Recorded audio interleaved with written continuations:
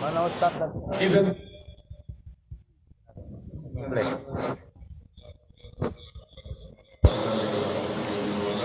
رب اشرح لي صدري ويسر لي أمري واحلل عقدة من لساني يفقهوا قولي اللهم آمين آمين يا رب العالمين.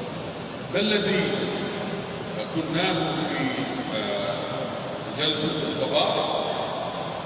تكلمنا على أن هنالك خطة استراتيجية للرسول صلى الله عليه وسلم، وهذه الخطة تقوم على 3 أعمدة: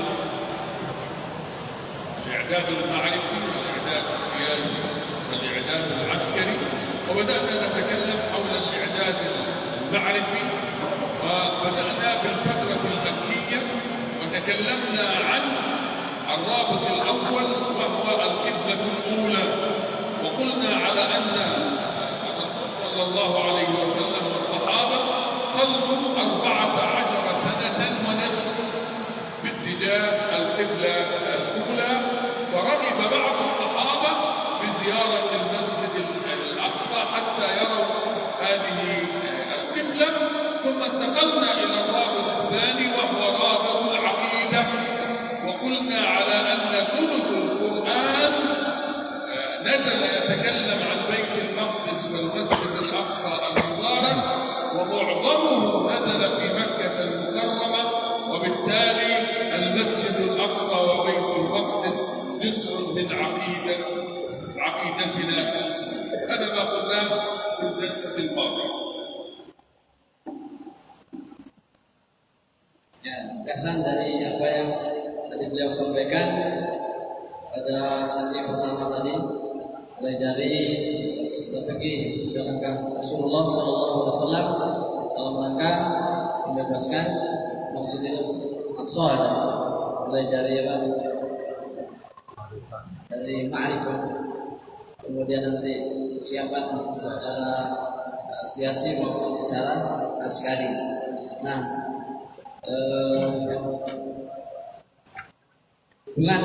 hubungan juga antara apa? Akidah Islam tadi dengan Masjidil Aqsa. Hubungannya apa? Agama Islami dengan Masjidil Aqsa. Tentu dari awal tadi disampaikan pada Raja Mekah ini kan ayat-ayat juga turun berkaitan dengan akidah. Oleh karenanya ayat yang turun seputar atau berbicara tentang Baitul Maqdis, Al-Aqsa, hampir sepertiga ayat dalam Al-Quran. Oleh karenanya hubungannya begitu erat antara akidah Islam dengan Baitul Maqdis itu sendiri. وقلنا من هذه السور ومن هذه الآيات سورة مريم، فأريد أن أتوقف معكم في هذه الجلسة بسورة مريم، لأن سورة مريم تحمل معاني عظيمة جدا نريد أن نتدبرها سوية ونعرفها، حتى عندما نقرأ سورة مريم كما نقرأ سورة الإسراء نتعرف على أنها كانت في بيت المقدس وفي المسجد الأقصى المبارك. Insyaallah pada kesempatan ini kita akan baca atau berbicara tentang surah Maryam, di mana surah Maryam juga memiliki hubungan erat sekali dengan tokoh dari strategi untuk pembebasan Baitul Maqdis. Bagaimana mungkin bisa baca surah Maryam sebagaimana kita membaca surah Al-Isra. ولكن أريد أخ صوته جميل، من عندنا من الإخوة صوته جميل في قراءة القرآن؟ Ya Ustaz Usman, Ustaz Jibril.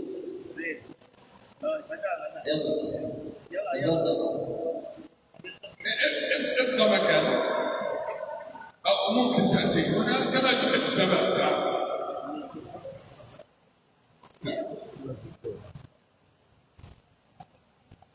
نريد سورة مريم من عند قول الله تبارك وتعالى: واذكر في الكتاب مريم.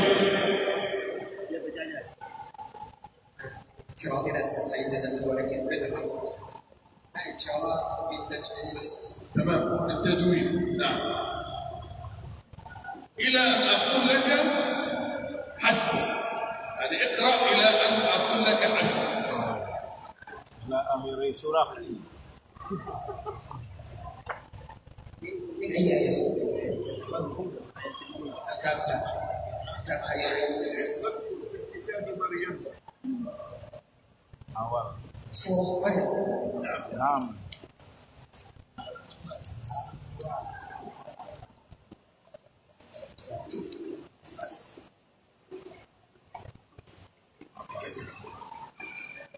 أعوذ بالله من الشيطان الرجيم.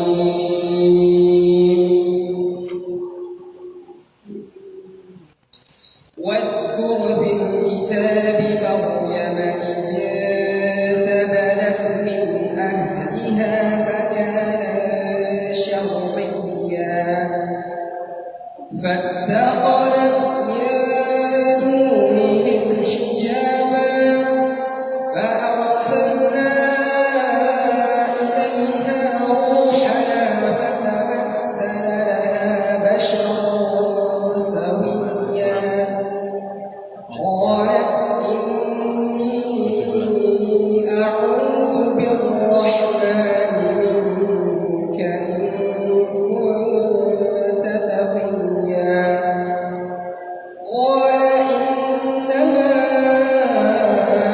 أنا رسول ربك لأهب لك غلاما زكيا قالت أنى يكون لي غلام ولم يمسسني بشر ولم أك بغيا قال كذلك قال ربك هو علي هين ولنجعله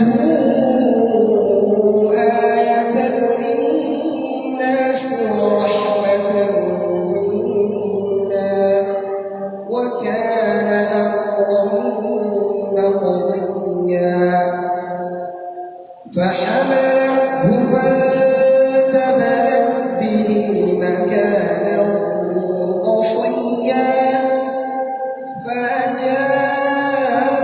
فأجاءها المخاض إلى جذع النخلة قالت يا ليتني مت قبل هذا وكنت نسيا منسيا فناداها من تحتها ألا تحزني قد جعل ربك تحتك سريا وحزي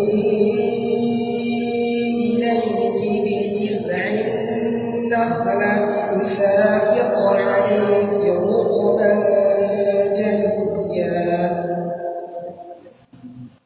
فكلي واشربي وقري عينا فإما ترين من البشر أحدا فقولي إني نذرت للرحمن صوما فلن أكلم اليوم إنسيا فأتت به قومها تحمله قالوا يا مريم لقد جئت شيئا فريا يا أخت هارون ما كان أبوك امرأ سوء وما كانت أمك بغيا فأشارت إليه قالوا كيف نكلم من كان في المهد صبيا قال إني عبد الله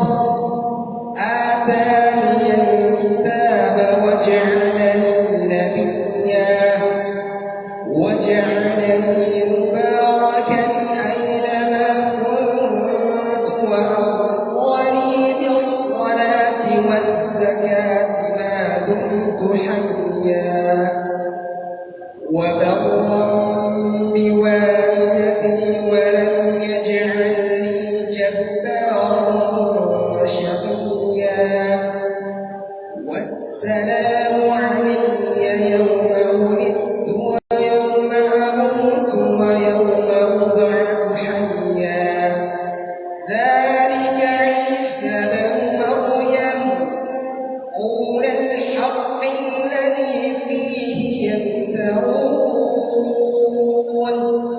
ما كان لله أن يتخذ من ولد سبحانه إذا قضى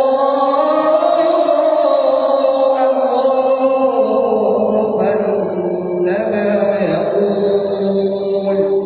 فإنما يقول له كن فيكون وإن الله ربي وربكم فاعبدوه هذا صراط مستقيم. بارك الله فيك. ما شاء الله. ما شاء الله. صوت جد. أحسن. بارك الله فيك. جزاك الله خيرا. ما شاء الله. ما شاء الله. ما شاء الله. ما شاء الله. ما شاء الله. صوت جميل ندي جميل. يؤثر في القلب والوجدان. ما شاء الله. لا قوة إلا بالله. ما شاء الله. ما شاء الله. ما شاء الله. هذه الآيات التي استمعنا إليها إحدى أخونا جبريل رضي الله عنه وأرضاه. جبريل Masmum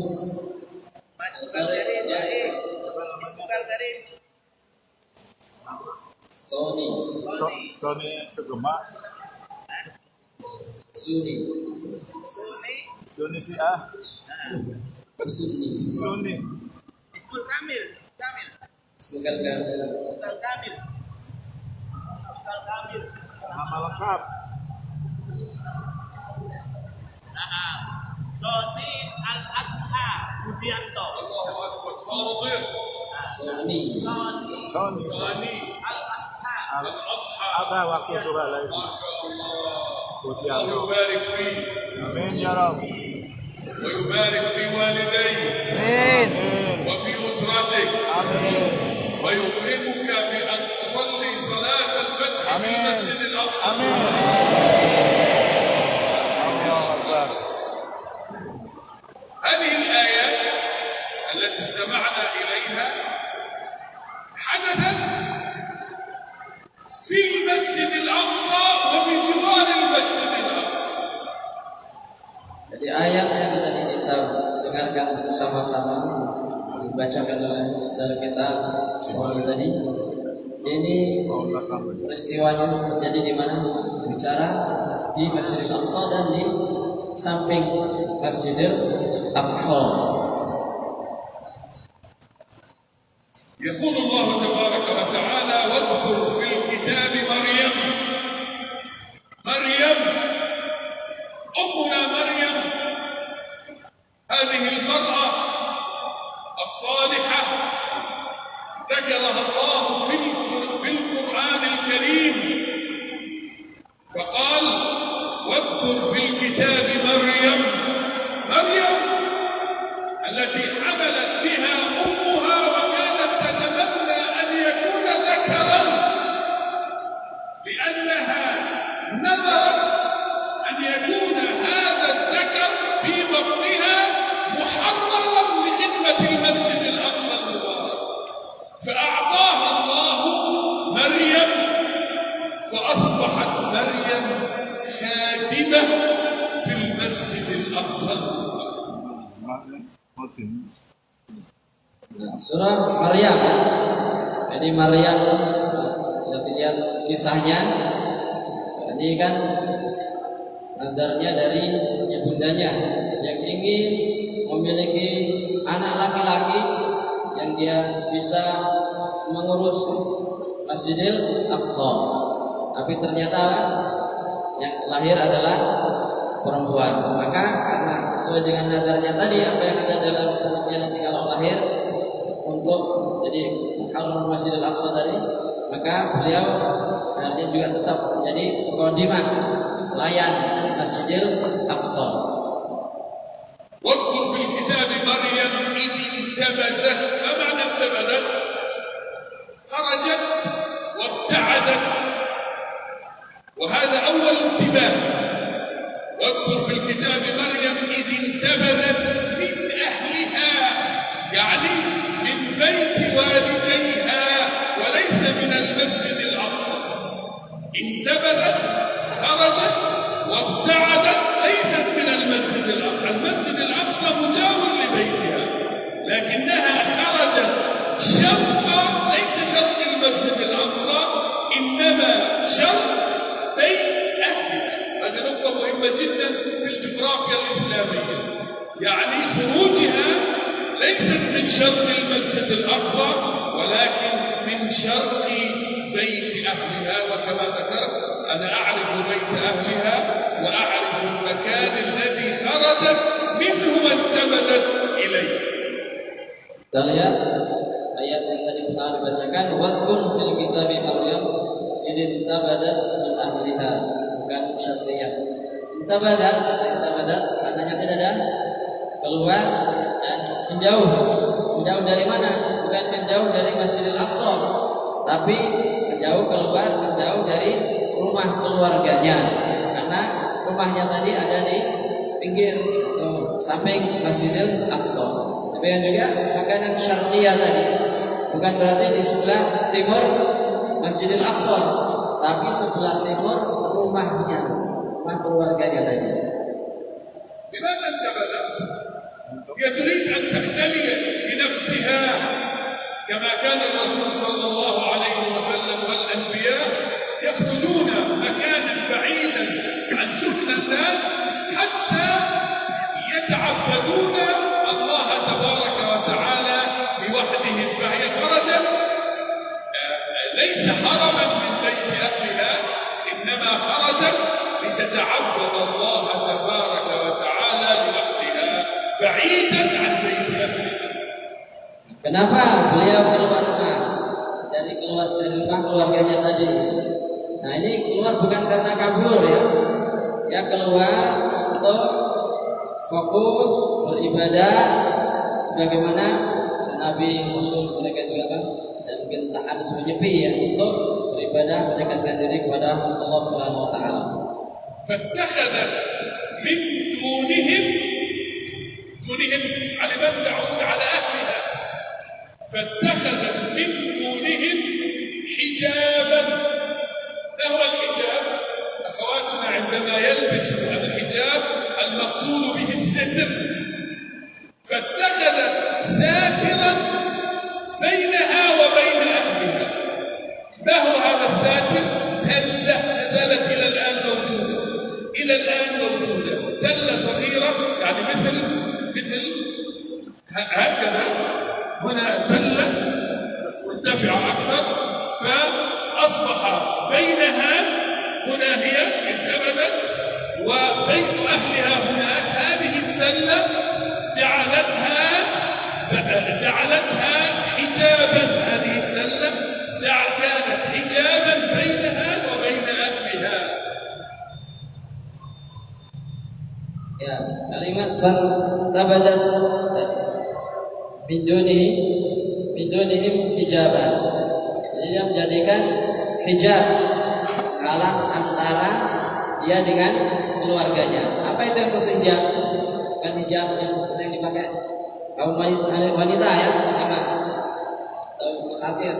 Untuk satir tadi yang hijab tadi apa? Yang sesuatu yang menutupi. Nah, menutup hijab di situ itu adalah seperti panggung kecil pendek yang memisahkan antara dia tempatnya tadi dengan keluarganya tadi.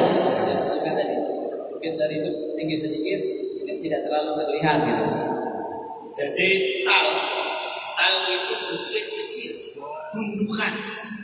gundukan tanah. Ya. Jadi yang dibuat hijab pembatas itu bukan kain, tetapi yang menjadikan pembatas adalah gundukan tanah. Jadi kalau ini dianggap muslimat kan belum melihat sebenarnya, maksudnya coba tunjukkan yang laki-laki perempuan di Indonesia. Nah, jadi itu di sini terus ada gundukan tanah. Nah inilah disebut dengan hijab, ya, yang membatasi batas antara Maryam dengan keluarganya. Batasnya adalah berupa gundukan atau bukit kecil, ya, tal, ya, sampai sekarang termasuk tal Abid dan sebagainya namanya talet, gunung yang kecil, gitu. InsyaAllah wujud al-imam barakah. Amin. Wallahi wujud al-imam barakah. Amin. Allah yubarik lahu fi sihhatihi wa fi usratihi Amin. wa fi jama'ati al-muslimin. Amin ya Rabb. وأن يكرمه بصلاة الفتح والتحرير في المسجد الأقصى. Amin ya Rabb. آمين يا رب العالمين. عندما أصبح بينها وبين أهلها هذا الحجاب، انظروا هنا، فأرسلناه. من الذي أرسل؟ الله. فأرسلنا إليها روحنا. من هو الروح؟ جبريل عليه السلام. فأرسلنا إليها روحنا فتمثل لها بشرا سويا، يعني جبريل لم يأتي بهيئة جبريل، إنما نزل بأمر الله جبريل بهيئة إنسان وليس بهيئته الملائكية. مع رسول الله صلى الله عليه وسلم في غار حراء جاء له جبريل بشكله الملائكي، ولكن مع مريم عليها السلام جاء لها على هيئة بشر إنسان في ذلك المكان. Nah, ketika Maryam tadi sudah memisahkan diri dan dipisahkan dari hijab tadi, nah Allah kemudian mengutus malaikat Jibril. Tapi diutusnya tadi malaikat Jibril menyerupai bentuk rupa manusia yang sempurna, tidak seperti pada saat Jibril datang kepada Nabi SAW saat di Gua Hira. Beliau hadir datang dalam wujud aslinya seperti malaikat. Nah, jadi pada kisah Maryam ini beliau alaihi salam datang dalam rupa manusia sempurna biasa. تخيلوا معي امرأة بنت انتبذت من بيت أهلها، أصبح بينها وبين أهلها لا يستطيع أن يروها، وهي لا تستطيع أن ترى أهلها، وفجأة رجل أمامها. أوبا.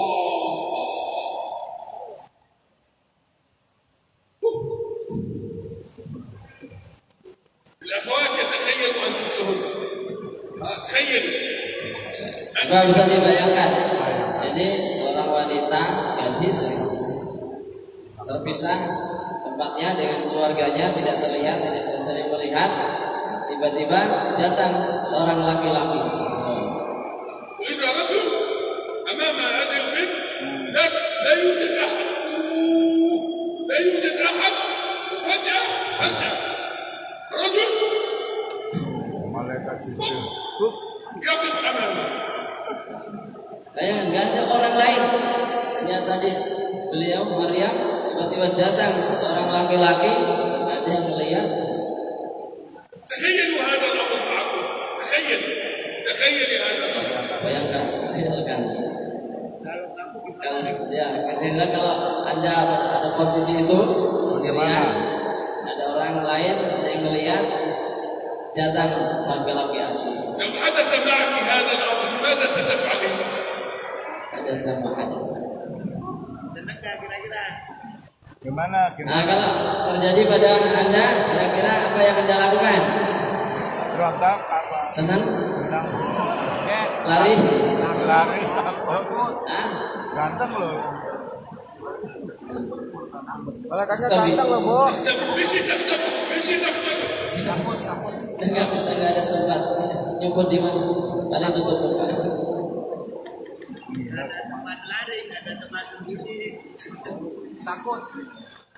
ستبدأ تصرخ تصرخ. teriak kan? ماذا قالت له مريم؟ فجأة هذا لا تعرف. فماذا قالت له مريم؟ قالت إني أعوذ بالرحمن منك إن كنت تقيا. Jangan dekat saya. Jauh. ابعد عني. إني أعوذ بالرحمن. هي تعرف الرحمن ولا تعرف أن الرحمن هو الذي أرسل لها هذا البشر السميع. Tapi kita lihat apa yang diucapkan, katakan oleh Bunda Maryam. Dia spontan teriak apa? Semuanya aku berlindung kepada Allah yang Maha Rahman dari dia kenal Ar-Rahman, tapi dia tidak tahu maksudnya Ar-Rahman itu tadi yang mengutus orang ini datang. قال من الذي قال هنا؟ جبريل. قال إنما أنا رسول ربك تمام حتى هنا تمام. قال إنما أنا رسول ربك. أهلا وسهلا. أنا لو كنت مكان مريم تمام خلاص، لكن انظروا الجملة التي بعدها أرعبت مريم رعبا شديدا. قالت لأهب لك غلاما زكيا.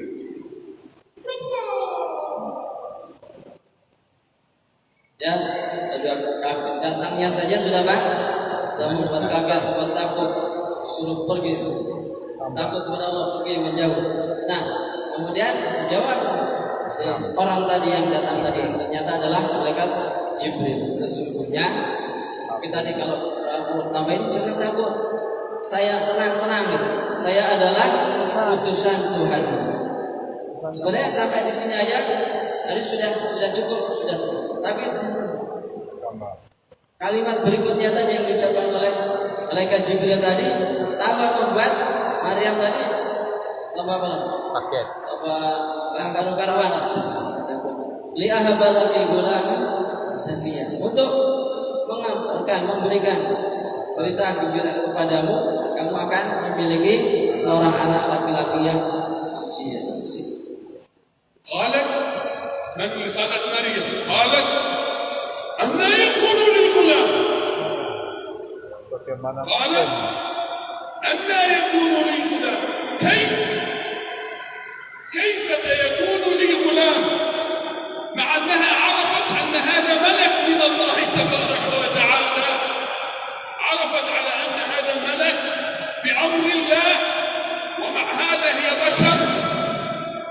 فقالت أنا يكون لي غلام ولم يمسسني بشر، أنا غير متزوجة، لم يمسسني بشر ولم أك بغية، لم أتزوج ولست بزانية، كيف سيأتي مني غلام؟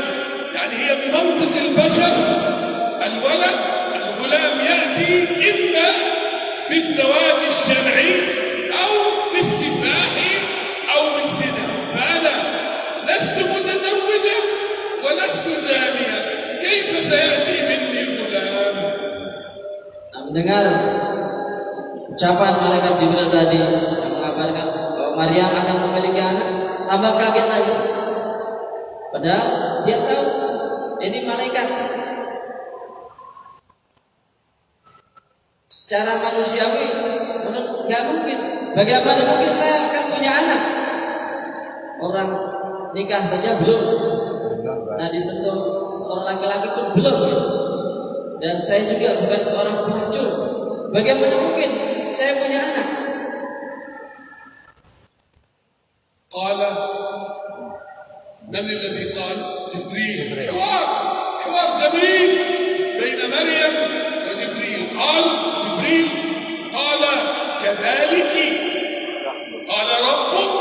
خلاص، هكذا أمر ربك، قال كذلك قال ربك هو عليه هين. أنت تحسبيها كبشر، ولكن الأمر بيد الله. هو عليه هين بمعنى أيهما أصعب، خلق آدم من دون أب وأم، أم خلق عيسى بأم بدون أب؟ خلق آدم أصعب، ولكنه على الله أمر سهل وهين. Nah, kemudian Malaikat Jibril menjawab lagi, karena hal yang demikian itu sudah menjadi ketetapan Tuhan, dan itu amat mudah bagi Tuhan. Anda sebagai manusia mungkin nggak percaya, menganggap itu mustahil punya anak tanpa menikah, tanpa punya suami tadi.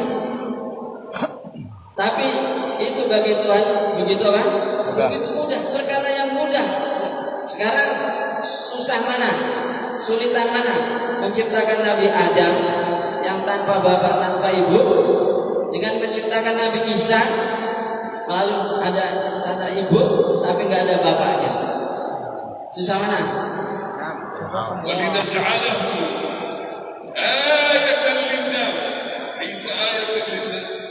وَلِنَجْعَلَهُ آيَةً لِلنَّاسِ وَرَحْمَةً مِنَّا وَكَانَ أَمْرًا مَقْضِيًّا. خلاص يا مريم،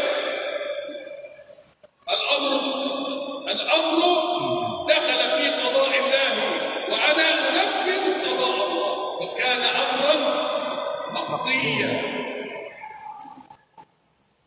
Ya, Maryam. Jadi masalah ini sudah nggak perlu didebatkan lagi sebenarnya, ya. Jadi ini pertama ini sudah akan menjadi tanda, salah satu tanda kekuasaan Allah Subhanahu Wa Taala. Maksudnya Allah mampu menciptakan manusia dari perempuan saja tanpa laki-laki. Yang kedua menjadi rahmat, kasih sayang Tuhan kepada alam semesta ini tentunya, bagian dari rahmat Allah Subhanahu Wa Taala. Dan yang ketiga, ini perkara ini sudah menjadi keputusan ketetapan Allah yang akan terjadi. فحملته. الفاء هنا في اللغة العربية ماذا تفيد؟ سرعة، أمرا مقضيا. فحملته مباشرة، خلاص. فحملته فانتبذت. هذا الانتباذ الثاني.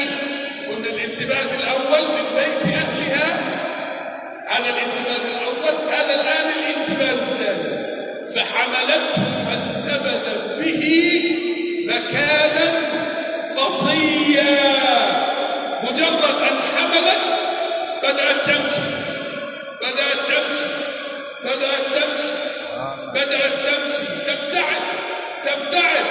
تبتعد حتى مشت 15 كيلو متر، 15 كيلو، ومريم تمشي. انتبذت به مكانا قصيا، ابتعدت. تخيلوا امرأة تحمل وهي غير متزوجة وليست بغية، فخرجت تهيم على وجهها، تمشي حتى جاءها المخاض. المسافة التي مشتها أعرفها 15 كيلو مترا من مكان أن حملت إلى أن وضعت حملها، يعني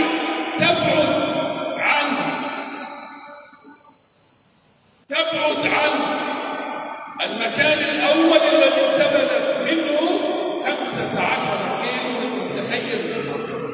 تخيلوا أخواتي أخواتي الإخوة خبايا على الفلسطين، أخواتي المرأة الحامل مرأة حامل وتسير 15 كيلو مترا وهي حامل وتفكر كيف تريد أن تواجه أهلها عندما تضع هذا الموضوع. فحملت belum praktekkan, kayaknya harus praktekkan juga ya. Demonstrasi. Jadi tadi sudah ini muslimat belum ya. Oh ya. Nah jadi waktu antara kehamilan dengan nanti melahirkan itu singkat sekali. Maka mengatakan fan tabadas. Ya, fahamalathu fan tabadas. Ketika dia merasakan hamil, dia mulai gimana ini? Pusing dia menaluk itu. Ini memang tadi ada bahasa indah sekali dalam psikologis. Ya, ini. Kemudian dia jalan sambil mikir-mikir kata beliau. Nanti kalau anak ini lahir, kalau saya ditanya oleh keluarga saya, bagaimana jawaban saya? Jalan terus. Mulai dari beliau bertemu dengan Jibril tadi ke tempat yang beliau lalui ini 15 kilo. Saya tahu kata beliau jalan. Sambil mikir, ini nanti bagaimana kalau betul-betul lahir? Apa yang harus saya jawabkan untuk keluarga saya? Nah, mada tujib, idza kana ahli yas'aluni an hadzal walad. أحسنتم رضي الله عنكم الإمام ما شاء الله لا قوة إلا بالله. فحملته فانتبذت به مكانا قصيا فأجاءها المخاض كلها. ابن عباس يقول ما بين أن حملت ووضعت حملها أقل من 24 ساعة. تخيل المرأة 9 أشهر. ابن عباس يقول أنها حملت ووضعت في يوم واحد. كل فجاء فحملته فانتبذت به مكانا قصيا 15 كيلو فأجاءها المخاض إلى جذع النخلة وهي تمشي وجدت ليست نخلة، جذع نخلة. ايش يعني جذع نخلة؟ غير مثمرة، غير مثمرة. الجذع جذع نخلة يعني لا يوجد عليها رطب ولا تمر، جذع. فأجاءها المخاض إلى جذع النخلة. ماذا قالت؟ Nah, setelah jalan tadi Pak, mobil 15 km tadi, tibalah waktu tidak kerasa saat ingin melahirkan. Menurut Ibnu Abbas, ini antara hamil sampai melahirkannya itu hanya dalam 1 hari, lebih dari 24 jam. Nah, jalan tadi sampai jauh Pak. Sekarang 15 kilo tadi, sampailah dia pada sebatang pohon kurma. Jadi tadi itu pohon kurma yang enggak berbuah, enggak ada buahnya. Maka duduklah, bersandarlah di bawah pohon kurma tadi. فأجاءها المخاض إلى جذع النخلة. لا خلاص انتهى الأمر. الآن المولود سيأتي، الآن المولود سيأتي، الآن المصيبة بالنسبة لها والاختبار سيأتي. ماذا قالت؟ لأنها تعرف أن هذا أمر الله، تعرف أن هذا أمر الله، هذا قدر الله، هذا قضاء الله، ولكنها امرأة، هي بشر تشعر بمشاعر البشر. فماذا قالت؟ يا ليت ليتني مت قبلها. مع أنها عندها يقين أن هذا من الله، لكنها بشر قالت يا ليتني مت قبل هذا وكنت نسيا منسيا. Tibalah saat-saat apa yang memang tadi sudah dikhawatirkan, ditakutkan, di mana sudah rasa berkecamuk ketika nanti anaknya lahir ngomong apa, jawab apa ketika ditanya oleh orang-orang banyak. Pada saat beliau sebagai manusia biasa, tentunya ia merasakan itu, walaupun beliau tahu ini ketetapan Allah, ini dari Allah semua, tetapi sebagai manusia biasa tadi beliau juga merasakan sesuatu goncangan yang luar biasa. Sampai saya mengatakan, ya laitani itu qablah. Aduhai Tuhanku, seandainya saja aku mati sebelum dan aku menjadi orang yang dilupakan, nggak diingat, nggak pernah dikenal. Jadi saking nanti beratnya ini, bagaimana menghadapi situasi pertanyaan-pertanyaan orang-orang. فناداها من تحتها الآن هي خلاص وضعت يا ليتني مت قبل هذا وكنت نسيا منسيا. فناداها ألا تحزني قد جعل ربك تحتك سريا. هنا علماء التفسير بعضهم قال الذي ناداها هو جبريل، قال الذي ناداها هو جبريل. تخيلوا معي الإخوة الأخوات الذين لا يرون ممكن يقفوا اللي في الخلف حتى يروا اللي في الخلف. berdiri belakang. اللي في الخلف لا يستطيع ممكن أن يقف. Duduknya yang sedang bersandar di pohon kurma tadi. اعتبروا هذا جذع النخل. هذا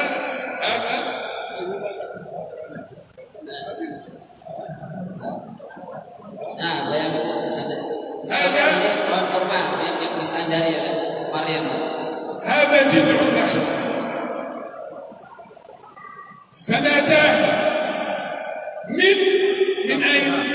من تحتها، من هنا. أيعقل أن جبريل يناديها من هنا؟ يعقل؟ عين، أليس كذلك؟ هي الآن في حالة الوطن. فناداها من تحت. بعض المفسرين قالوا على أن جبريل هو الذي ناداها. أبدا. من الذي ناداها؟ هذا الطفل الصغير عيسى عليه السلام. فناداها من تحتها ألا تحزني يا أمي، يا حبيبتي، يا قرة عيني، لا تحزني، لا تحزني، هذا أمر الله، لا تحزني. فناداها من تحتها ألا تحزني قد جعل ربك تحتك. الله،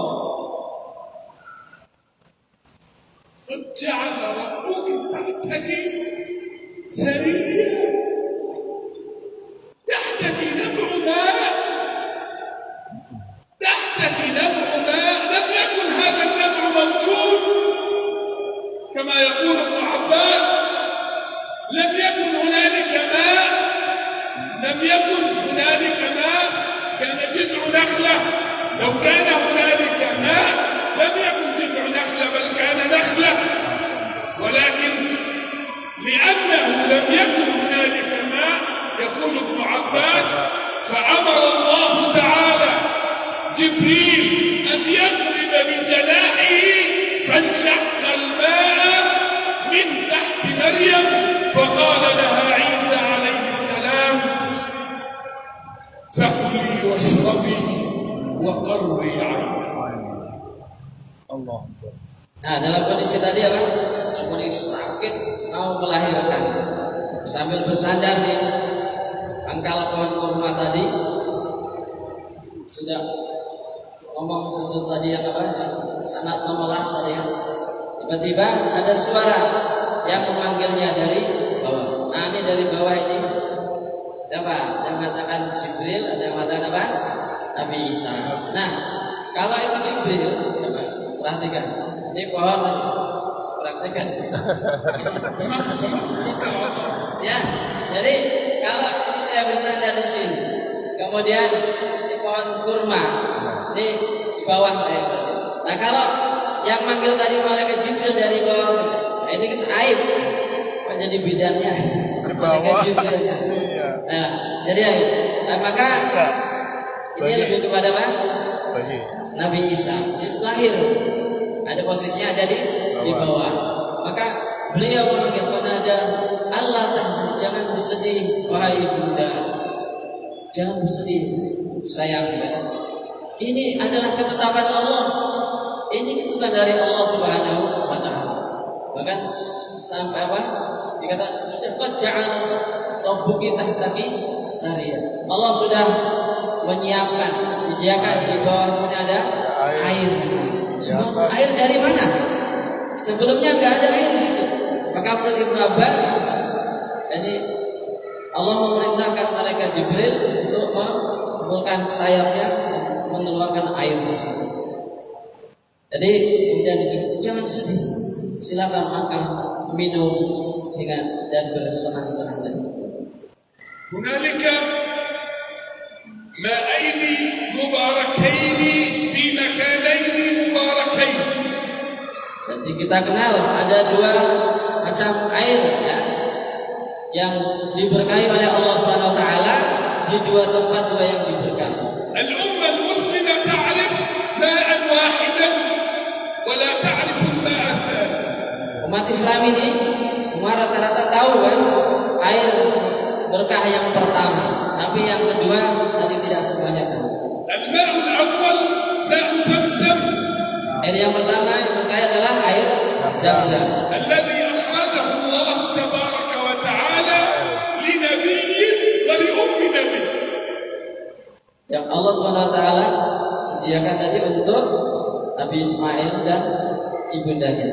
Akhrajahu li Ismail wa ummi Ismail akhrajahu laha al-ma' عندما تركهم إبراهيم عليه السلام بأرض لا يوجد بها زرع ولا ماء. Jadi Allah Subhanahu wa taala munculkan air tersebut untuk Nabi Ismail dan juga ibundanya pada saat ditinggalkan oleh Nabiullah Ibrahim alaihissalam di tempat yang di situ tidak ada tanaman dan tidak ada air. ولكن الأمة لا تعرف أن هنالك ماء آخر. Kan tetapi umat Islam tidak semuanya tahu ada air berkah yang lain. أخرجه الله تبارك وتعالى لنبي ولأم نبي لعيسى عليه السلام ولأمه مريم عليه السلام. Yang juga Allah pancarkan keluarkan untuk nabinya dan juga untuk ibundanya, untuk Nabi Isa alaihissalam dan ibundanya Maryam. أستاذ القصص القرآني في كلية الدعوة وأصول الدين بجامعة القدس الدكتور أحمد فواق ابن جبل المكبر في المدينة المقدسة أخذ طلبته إلى هذا الماء وشربوا منه فاستغرب طعمه وذكره طعمه لأنه درس في مكة وفي المدينة بما شرب من ماء زمزم فأخذوا عينة وأرسلوها إلى المختبرات فوجدوا خصائص هذا الماء مشابهة لخصائص ماء زمزم في مكة المكرمة. Seorang profesor ya, dalam qasas Al-Qurannya, Syekh Dr. Ahmad Fuaq. Beliau pernah datang bahkan membawa mungkin mahasiswanya untuk mengambil air tersebut dan meminumnya. Jadi yang merasakan. Kemudian dibandingkan dengan air zam-zam tadi. Dari sisi rasa, lihat memang memiliki keistimewaan. Itu dibawa ke lab, ternyata mirip, hampir serupa antara air zam-zam dengan air yang ada di Baitul Maqdis tadi ya, keluar Nabi Isa dan Maryam. فمع الأسف الأمة تعرف ماء زمزم ولا تعرف ماء السريا في بيت المقدس. ماء السريا. Nah, jadi sayang sekali selama ini umat Islam hanya tahu air zam-zam saja dan belum tahu air Suraya tadi yang ada di Baitul Maqdis. الماء الأول في مكة والماء الثاني الماء الأول في مكة بجوار الكعبة المشرفة والماء الثاني في بيت المقدس بجوار المسجد الأقصى المبارك. Jadi air yang pertama ada di Mekah di samping Ka'bah Al-Musharrafah, sedangkan air yang kedua ada di Baitul Maqdis di samping Masjidil Aqsa. وهزي إليك بجذع النخلة ليس للنخلة جذع النخلة. امرأة قد وضعت مولودها الآن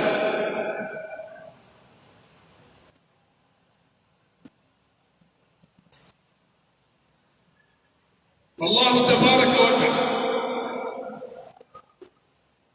Saya mau jelas. Jid'in nakhla, sekali lagi, bukan pohon kurma, tetapi kalau dalam bahasa kita bonggolnya, ya, tunggul. Tunggak, Ya. tunggak. Jadi pohon tadi sudah tidak berbuah lagi. Berbuah mereka sudah tidak ada buahnya. Jadi pohon yang sudah tua.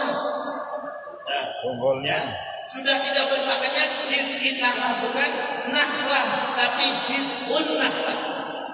Kalau ibu-ibu atau bapak melihat pohon-pohon yang sudah pada berjatuhan, daunnya sudah tidak berbuah lagi, itulah mayusamma bijid, yang dinamakan dengan apa? Jid. Itu ya, jadi jangan dibayangkan pohonnya masih segar, bukan segar lagi. Sudah tidak berbuah dan sudah layu, ya sudah kering, hanya memang masih berdiri. Dan biasanya itu adalah sangat kokoh, ya, karena memang tadi dipilihkan oleh Allah, bukan kebetulan, ya, untuk bersandar bagi orang yang mau melahirkan. Memang ini dramatis sekali. Dan bisa bayangkan, maka tadi sudah bayangkan, bagaimana seorang wanita melahirkan dengan berbagai macam problematika. Itu aja. Ya. Tapi ini semuanya membuat kita, saya lagi nyari film tentang, dan sudah ketemu, mungkin nanti sore boleh kita putarkan ya umat lain, tentang bagaimana Maryam yang suci ini, Majjalina, ini nanti kita bisa lihat. Jadi sekali lagi, bukan pohon kurma, tetapi apa tadi? Bonggolnya yang sudah tidak berbuah lagi. Lihatlah yakunna ana hadil musfirah. Nggak ada buahnya. Ya. فيأتي الأمر من الله تبارك وتعالى. تخيلوا معي هذه جذع النخلة. تخيلوا معي لا هذا طويل. Bonggol.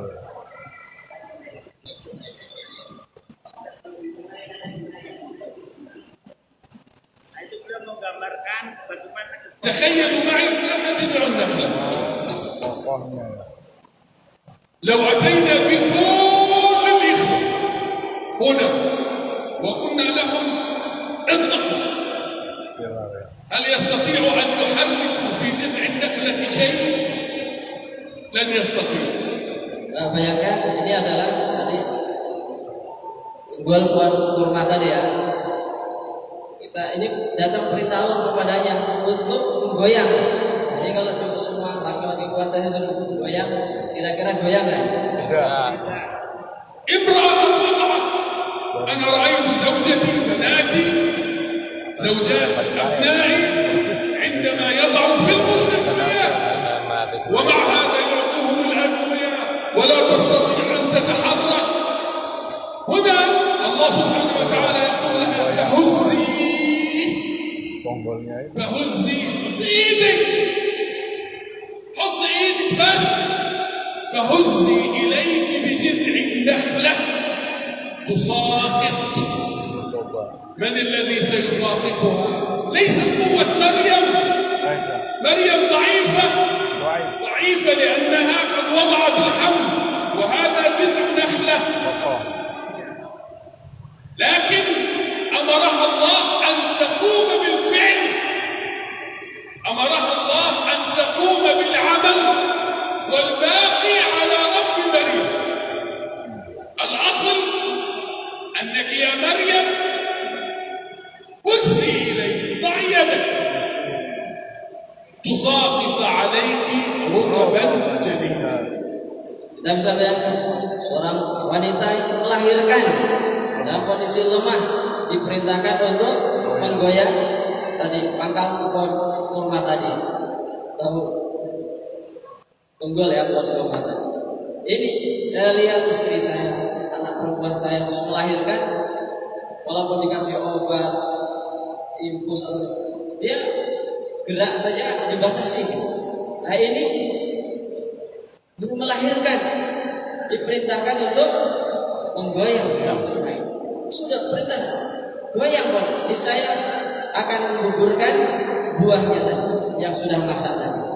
Gugurnya buah tadi itu bukan karena kekuatan Maryam dengan goyangan tadi jatuh, tapi tugasmu dari Maryam, tugas kita adalah usaha melaksanakan apa yang Allah perintahkan, laksanakan syariatnya.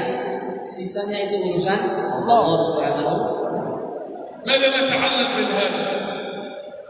ماذا نتعلم من فهزي إليك؟ Pelajaran apa yang dapat kita ambil dari Huzzi ilaiki? مريم في قمة الضعف والأمة المسلمة في قمة الضعف، أليس كذلك؟ Jadi Maryam ibunda Maryam terus melahirkan dalam puncak kelemahannya, lemah benar-benar lemah. Dan umat Islam juga hari ini في قمة الضعف.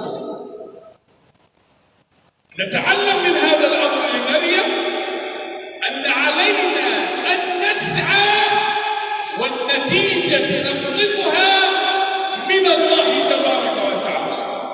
Jadi pelajaran yang dapat kita petik adalah tugas kita sebagai umat Islam yang lemah ini adalah berusaha, upaya melakukan langkah syariat. Hasilnya yang akan kita petik adalah urusan dari Allah Subhanahu wa taala. نريد أن نحرر المسجد الأقصى ونحن ننام في بيوتنا. Kita ingin memerdekakan, bebaskan Masjidil Aqsa, tapi kita tidur di rumah kita. ولا نفعل شيء. Tidak melakukan apa-apa. لا نقوم بأي عمل. Tidak melakukan satu pekerjaan pun. حتى بهز جذع النخلة لا نقوم بها ثم نقول يا رب نريد فتح بيت المقدس ونريد تحرير المسجد الأقصى ونحن لا نقوم بأي خطوة عملية حتى لو كانت بهز جذع النخلة. Jadi sedikit saja usaha upaya tidak kita lakukan, bisa tadi sekedar seperti mendorong menggoyang rumah tadi. Jadi kalau kita harus berusaha berupaya kalau kita ingin bercita-cita ingin membebaskan Masjidil Aqsa. الدرس لنا إن أردنا أن نشهد تحرير المسجد الأقصى في زماننا يجب أن تكون قضية تحرير المسجد الأقصى شغلنا الشاغل في كل حياتنا. Jadi pelajaran yang dapat kita ambil juga adalah jika kita benar ingin menyaksikan Masjidil Aqsa terbebas di masa kita ini, maka kita wajib berusaha upaya untuk melakukan langkah-langkah nyata untuk membebaskan Masjidil Aqsa ونبذل قصارى جهدنا dan mengerahkan seluruh kemampuan kita ضمن إمكانياته. Tambah dengan sesuai dengan apa? Kemampuan masing-masing. ضمن قدراتنا. Sesuai dengan kemampuan masing-masing, statusnya sosial masing-masing. ونتذكر فهزي إليك دائما. هذه الآية خلوها في مخيلتكم. مريم ضعيفة جسديا، ومع هذا أمرها الله تبارك وتعالى أن تهز النخلة، وهو يعرف أنها لا تستطيع أن تهز النخلة. هز النخلة وأنا سأسقط عليك التمر. تحركوا لتحرير المسجد الأقصى. النتيجة مضمونة عند الله تبارك وتعالى أن المسجد الأقصى سيتحرر، لأنه وعد الله تبارك وتعالى. Jadi kita mesti berusaha, berupaya. Kita ingat-ingat terus bagaimana perintah Allah SWT kepada Ibunda Maryam untuk menggoyang tumbuh pohon kurma tadi. Usahalah kalian, sebagaimana tadi Maryam goyang batang pohon itu. Hasilnya Allah, urusan Allah. Wahai umat Islam, berusaha, berupaya. Hasilnya nanti Allah SWT yang akan memberikan. هل وصل الدرس؟ Sampai enggak masuk lagi pelajaran. هل فهم الدرس؟ Bisa dipahami pelajaran? فهم؟ Baiklah. Fahimtum? الحمد لله رب العالمين. فهزي إليك بجذع النخلة تساقط عليك رطبا جنيا فكلي واشربي وقري عينا. فكلي واشربي وقري عينا. هذه مريم، وهذا الحدث المعجزة بحمل مريم وبولادة مريم وبماء السريا الذي أخرجه الله لها ولعيسى حدث في بيت المقدس وبالقرب من المسجد الأقصى المبارك. Jadi setelah beberapa tadi, pertama adanya air memancar tadi, kemudian disuruh menggoyang pangkal pohon kurma tadi. Nah, kan ada minuman, ada makanan kan? Disuruh makanlah, minumlah. Jadi sudah disediakan motor dia dan bersenang-senanglah, berbahagia, gembira, nggak usah sedih tadi. إذا أنا توقفت مع سورة مريم لأعطي مثالا على ثلث القرآن الذي يتكلم حول بيت المقدس والمسجد الأقصى المبارك. Jadi kita ini berbicara tentang surah Maryam yang juga bagian dari sepertiga Quran tadi yang membicarakan tentang Baitul Maqdis sallallahu alaihi wasallam. إذا تكلمنا عن الرابط الأول القبلة الأولى 14 سنة، 13 سنة في مكة، و16 أو 17 سنة ونصف في المدينة المنورة. والرابط الثاني رابطة العقيدة بالآيات التي نزلت في القرآن الكريم. يبقى عندنا رابط آخر ورابط مهم ورابط استراتيجي له علاقة بمكانة بيت المقدس. Jadi dengan itu kita sudah membicarakan tentang hubungan antara Islam, agama Islam ini dari dakwah Islam dengan Baitul Maqdis tadi. Pertama coba 14 tahun lebih menjadi kiblat umat Islam. Jelas. Yang kedua, hubungannya dengan hubungan akidah tadi.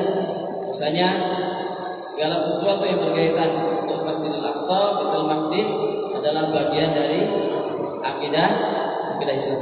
Nah, memang ada hubungan-hubungan lain dengan lebih strategi dan seterusnya akan dibahas berikutnya. سورة الروم أظهرت للمسلمين المستضعفين في مكة المكرمة المكان الاستراتيجي لبيت المقدس عالميا. الروم. Nah, tadi surah Rum tadi kan. Nah, ini menggambarkan, ceritakan kepada kita tentang kondisi keadaan Baitul Maqdis yang saat itu kan dijajah oleh Romawi dan Persia. أذكركم بسورة الروم. أعوذ بالله من الشيطان الرجيم. ألف لام ميم. غلبت الروم. الروم كانوا فرقتين، التي كانت تستولي على بيت المقدس هي الروم البيزنطيين. ألف لام ميم. غلبت الروم في أدنى الأرض. أهل التفسير قالوا أدنى الأرض هي بيت المقدس. غلبت الروم في أدنى الأرض وهم من بعد غلبهم ومن بعد غلبهم سيغلبون في بضع سنين. لله الأمر من قبل ومن بعد.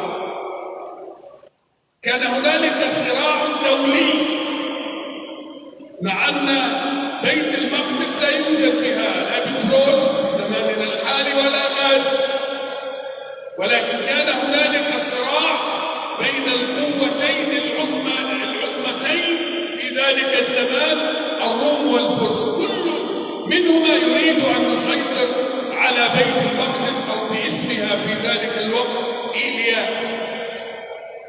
فخلد الله تبارك وتعالى هذا الصراع الدولي للسيطرة على بيت المقدس في سورة الروم.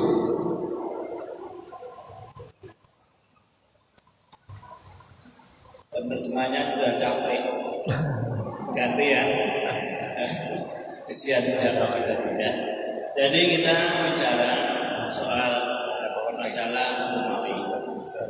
Jadi sudah selesai tadi surah Al-Isra, surah Maryam. Nah, itu secara personal. Sekarang kita bicara dalam aspek lebih luas lagi, yaitu kawasan. Kalau istilah dalam ilmu politik, yaitu apa? Antara Romawi dan Persia. Saat itu Baitul Maqdis dikuasai oleh Romawi. Romawi ada dua, Romawi Barat dan Romawi Timur. Arun Gharbi wa Arun Syarqi. Ada guys? Arun seperti kata ini, Arun Gharbi wa Syarqi. Nah, jadi yang menguasai Baitul Maqdis itu adalah Romawi Timur.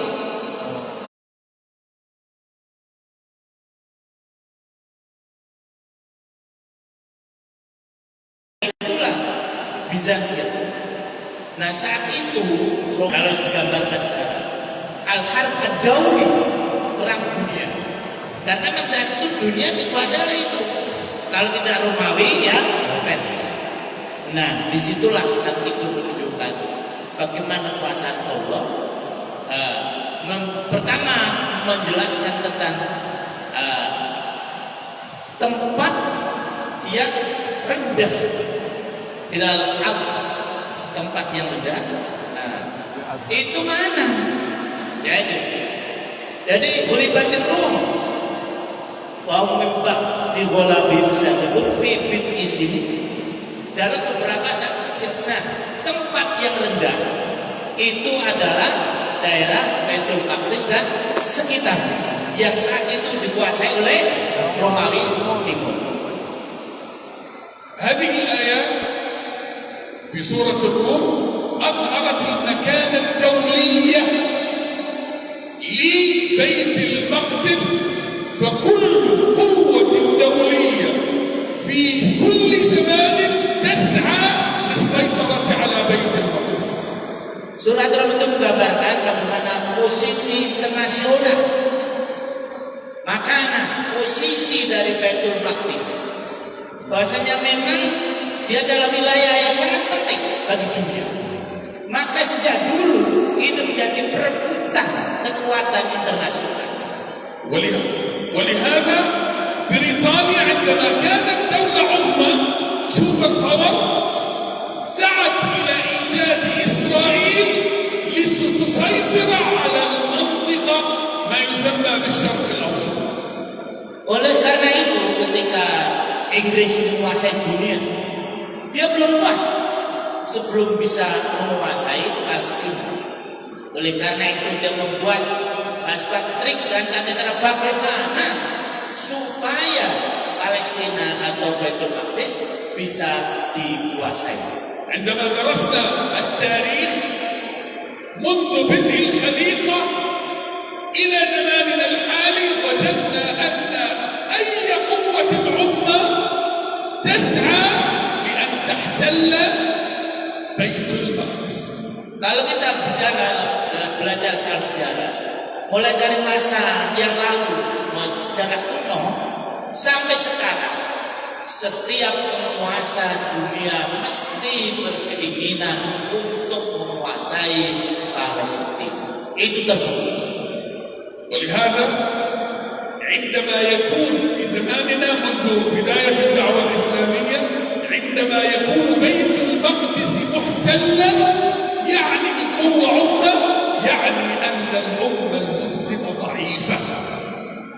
Nah, oleh karena itu kekuatan dunia itu tampak pada penguasaannya terhadap Palestina atau Baitul Maqdis.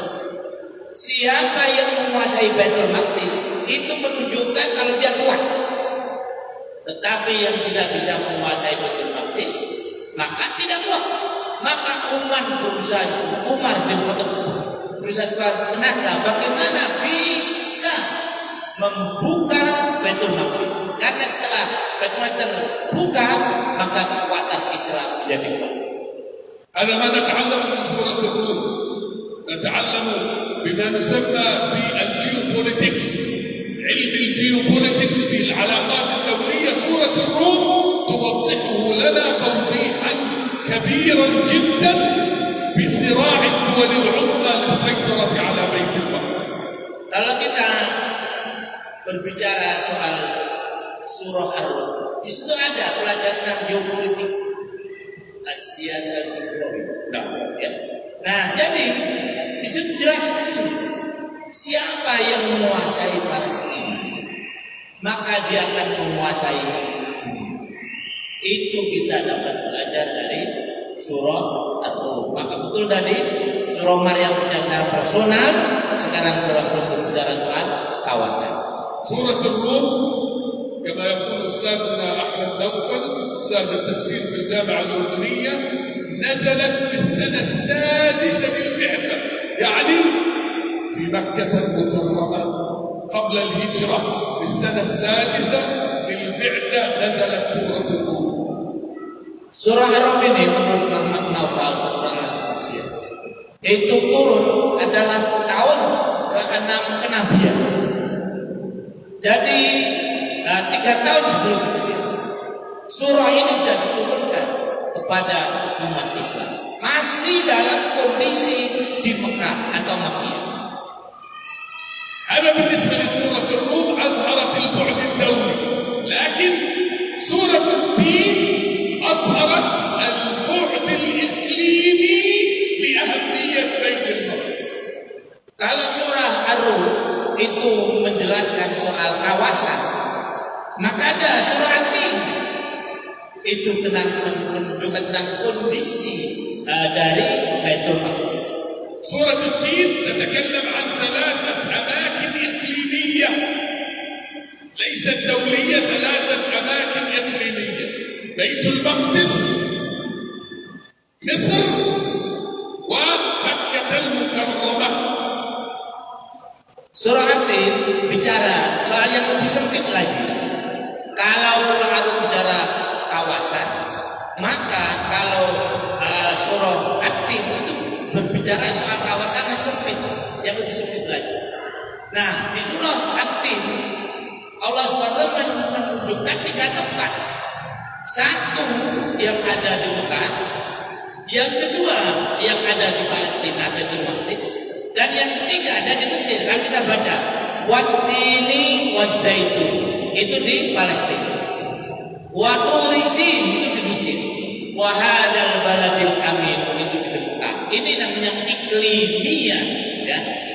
الجميل كما يقول أيضا مرة أخرى أستاذ التفسير شيخنا وأستاذنا الدكتور أحمد نوفل يقول أن سورة التين نزلت في السنة 5 للبعثة.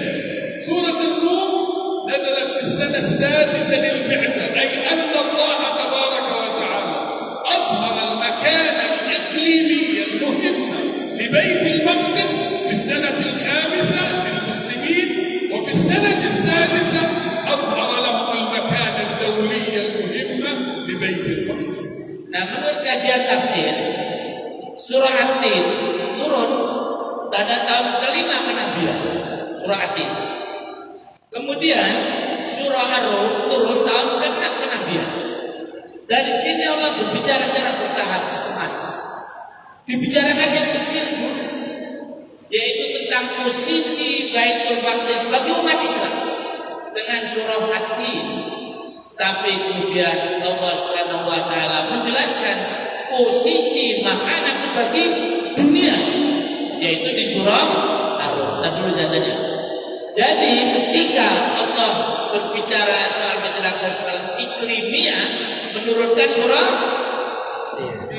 At-Tin. Tapi berbicara soal ad-dauli, menurunkan surah Ar-Rum. الحمد لله. إذا ملخص في الفترة المكية ضمن الإعداد المعرفي لتحرير المسجد الأقصى ظهرت عندنا 3 معادلات. المعادلة الأولى أن المسجد الأقصى كان القبلة الأولى لمدة 13 سنة في مكة، وسنة ونصف في المدينة المنورة، أي 14 سنة ونصف القبلة الأولى للمسلمين. ثانيا، أصبحت قضية بيت المقدس ومسجده الأقصى المبارك جزء من عقيدة كل مسلم يقول أشهد أن لا إله إلا الله وأشهد أن محمدا رسول الله.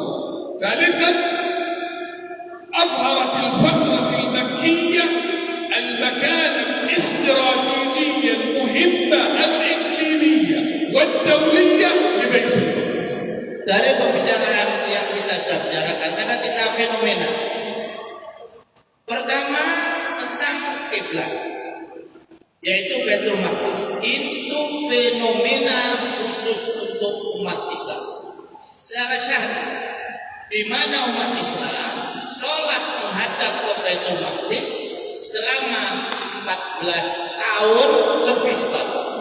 Karena 13 tahun di Mekah, kemudian 1,5 tahun di Madinah.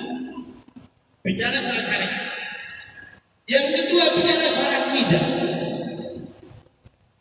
Bahwasanya Baitul Maqdis ini adalah bagian dari akidah umat Islam. Dan itu memang khusus untuk umat Islam. Ini secara keagamaan. Baru kemudian berbicara secara lebih luas lagi, secara internasional. Nah, itulah yang 3 hal yang dapat kita pelajari dari apa yang tadi saya jelaskan. Pertama adalah masalah kiblat, yang kedua masalah posisi Baitul Maqdis bagi umat Islam, dan yang ketiga posisi Baitul Maqdis bagi dunia internasional. في الجلسة القادمة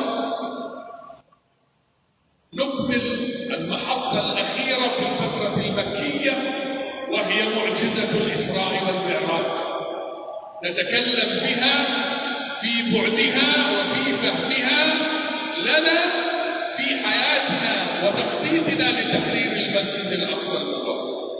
Pertemuan yang akan datang nanti maksudnya ya, kita akan berbicara soal Isra dan Mi'raj dalam beberapa aspek, mulai dari jaraknya, kemudian mulai peristiwanya, kemudian keajaiban-keajaibannya, dan segala sesuatu yang berhubungan dengan Isra dan Mi'raj. وغدا صباحا نتكلم حول الإعداد المعرفي في المدينة المنورة على ساكنها أفضل الصلاة والسلام. Kemudian besok kita akan berbicara soal persiapan ilmiah yang dilakukan oleh Rasulullah SAW di Madinah. أسأل الله تبارك وتعالى أن يجعلنا ممن يستمعون القول فيتبعون أحسنه. أسأل الله رب العرش العظيم أن يجعل مجلسنا هذا مجلس علم مبارك. أسأل الله رب العرش العظيم أن تكون الملائكة قد حفتنا في هذا الصباح المبارك يا رب العرش العظيم. أسأل الله رب العرش العظيم أن تكون الملائكة قد ذكرتنا عند ربنا هذا اليوم يا رب العرش العظيم. اللهم تقبل منا هذا العمل خالصا لوجهك الكريم، وخطوة تقربنا من تحرير المسجد الأقصى المبارك يا رب العرش العظيم. اللهم إنا نسألك صلاة في المسجد الأقصى وهو حر عزيز. اللهم آمين آمين والحمد لله رب العالمين. السلام عليكم ورحمة الله وبركاته. Waalaikumsalam. Demikian sudah kita bicarakan sebagian dari istidadul ma'rifi, baik ketika terutama sekali di Madinah dalam rangka pembebasan Masjidil Aqsa. Nah, jadi mudah-mudahan pertemuan kita pagi hari ini menjadi betul-betul pertemuan yang berkah diberikan oleh para malaikat dan menjadi salah satu upaya kita untuk bisa membebaskan Masjidil Aqsa. Selesai istidadul ma'rifi, nah sekarang kita istidad li sholat zuhur. Jadi selesai sudah ya. Nah, jadi nanti kita akan bertemu lagi jam berapa? Mas? 1:30. Coba selesai ya. Nah, terus dengan Bilal ya. Jadi nanti pada zuhur lebih penting lagi, karena kan bicara realita. Kalau tadi kan bayangan-bayangan, gambaran-gambaran ya. Jadi nanti pada zuhur realita. Realitanya Palestina ini sekarang bagaimana? Jadi kita akan melihat bagaimana dengan ilmu yakin, ya. Yaitu akan kita dengarkan nanti Bilal Hamad dengan Fikri yang baru saja keluar dari Gaza. Demikian, selamat untuk istiqdah sholat zuhur ya. Mudah-mudahan kita semuanya terus diberi kekuatan dan kesehatan. Saya lihat ini jarang sekali yang ngantuk ya, dari ratusan itu, masya Allah ya. Di samping penyampainya mumtaz, yang disampaikan mumtaz juga. Takbir Allah Akbar. Jadi ternyata tidak cukup hanya Al-Aqsa Hatuna ya ibu-ibu ya. Harus ada apa? Usaha. Nas'a ya, ila tahriri Masjidil Aqsa ya. Usaha untuk bisa membebaskan Masjidil Aqsa. Demikian cukup ya. Nah, kita akhiri dengan majlis. Subhanallahumma wa bihamdik asyhadu an la ilaha illa anta astaghfiruka wa atubu ilaik. Alhamdulillah syukran. Assalamualaikum warahmatullahi wabarakatuh.